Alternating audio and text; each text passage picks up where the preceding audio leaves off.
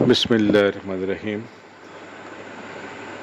Airport پر میں نے اکثر مسافروں کو دیکھا ہے کہ وہ بار بار اپنا پاسپورٹ اور ٹکٹ یا تو ہاتھ میں ہی پکڑے رکھتے ہیں یا پھر کسی جیب یا بیگ میں رکھا ہو تو بار بار چیک کرتے رہتے ہیں کہ موجود ہے کہ نہیں، کہیں گم تو نہیں ہو گیا، کیونکہ سب کو پتہ ہوتا ہے کہ جہاز میں سوار ہونے تک کئی بار چیک ہوتا ہے اور پھر جہاز سے اترتے ہی پھر سے اس کی ضرورت پڑتی ہے۔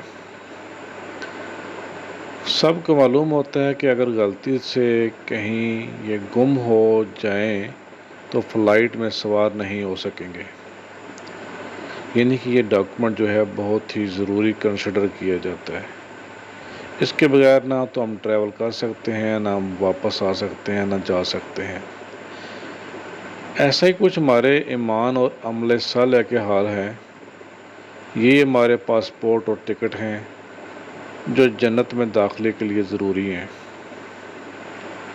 اور نہ تو یہی چاہیے کہ بار بار یہ ہم چیک کرتے رہیں کہ ہمارے ایمان کی کیا صورت حال ہے اور ہمارے اعمال کیسے ہیں۔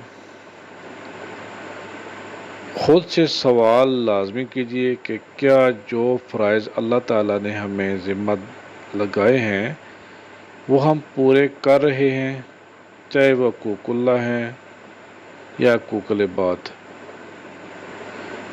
شروعات نماز سے کیجیے کہ سب سے پہلے نماز ہی کے بارے میں سوال کیا جائے گا، یعنی کہ اول ما یحاسب بہ العبد الصلاۃ، یعنی کہ جب آپ قبر میں جائیں گے سب سے پہلے آپ کو جو باز پرس ہوگی آپ کی نماز کے بارے میں ہوگی۔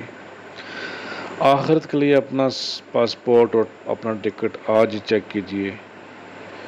یہ ایک یاد دہانی ہے جو سب سے پہلے میرے اپنے لیے ہے۔ اللہ تعالیٰ ہم سب کو ایمان سلامت رکھے۔